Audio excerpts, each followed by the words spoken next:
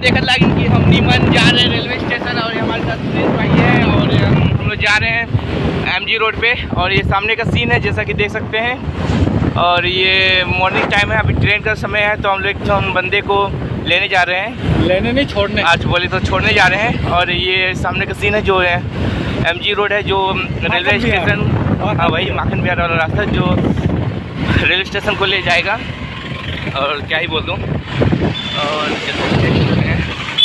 अभी ट्रेन है भाई। मेरे देश